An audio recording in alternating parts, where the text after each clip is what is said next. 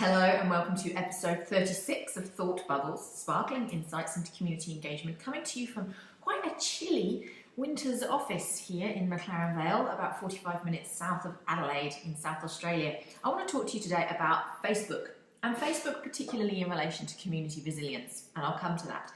Now Facebook, when you talk about it, in the world of community engagement or in the world of anything, I always still feel a bit dirty. I feel a bit, oh, here she goes again, talking about social media. Oh, it's a fad. Well, I had a quick look at the Facebook stats. It's a while since I had a look. It used to be about half of the population using Facebook. And I'd always say, well, half of the population uses it. Yes, half the population doesn't use Facebook, but half the population doesn't go to town hall meetings. Well, no, that's a whole other story. I had a look at the stats for May 2017. There's a great website called Social Media News, and they do a monthly statistic report on all of the social media tools. It's the most amazing tool available to you if you're interested in what are the most popular social media tools from month to month. Facebook users, monthly active users in Australia for May 2017, there were 17 million monthly active users of Facebook in Australia. Now, the population of Australia is only 24.4 million people living in Australia. So we are looking at a whopping 70% of the population, 70% of the population are using Facebook. That is huge, really huge. Now, yes, 30% don't use Facebook, but let's not use that as an excuse to not use Facebook, because 70% of people are using it. And I'd like to find another tool that has such high usership. Is that a word? Usership? Anyway, I want to talk about Facebook and particularly Facebook groups. And I have a little theory that a Facebook group in a community setting, and particularly a locality, like a local community, a neighbourhood, is one of the strongest tools that you can have in 2017 in relation to building community resilience. Now, community resilience is basically the ability to utilise resources or and respond to and withstand and recover from big kind of adverse situations or disasters. So earthquakes, hurricanes, floods, terrorism, all these awful things that can happen in communities that will devastate them and that will be a really big challenge to recover from. Now, okay, let me go back to the trivial world of Facebook and think about 70% of people are using Facebook.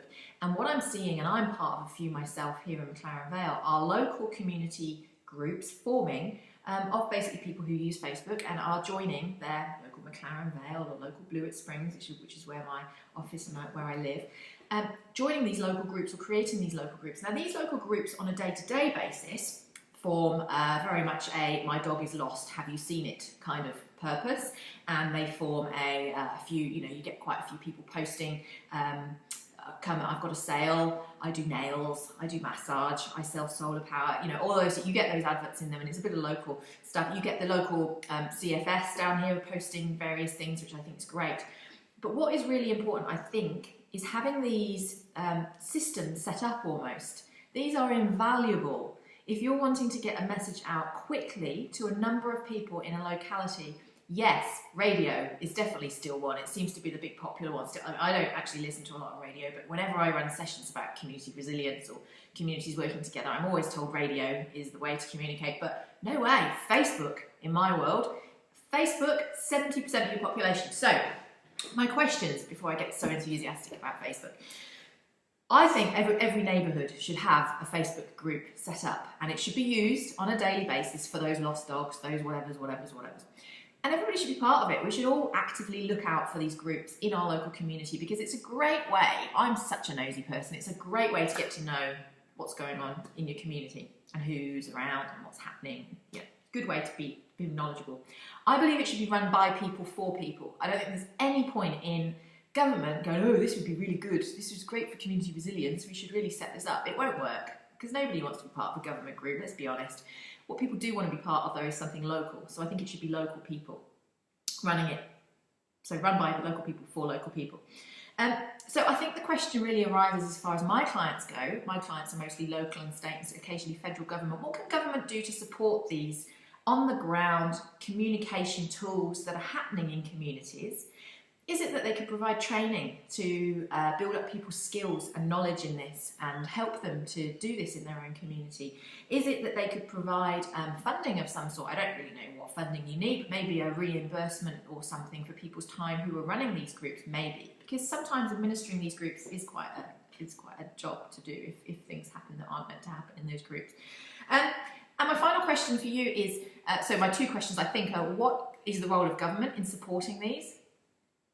And do you agree, I suppose, this is the third question, do you agree that Facebook groups are a good tool in building community resilience to be able to respond to or withstand or recover from adverse situations? And finally, are you part of one? I'd love to know if you're part of a community group on Facebook, because I very much am, but I'm living on the other side of the world from my family in Australia. They're all in the UK. I've got very much to be reliant on my locality and the people I know locally, and I'm a very big social media user as well. I'm also in country, South Australia, so you know we're not in a metropolitan area. We're all sort of very detached from each other as far as where we live. So it's really, really good for me. But I'd love to hear from people that are living in different places and whether you're part of a local Facebook group and your thoughts. I'll see you soon. Bye.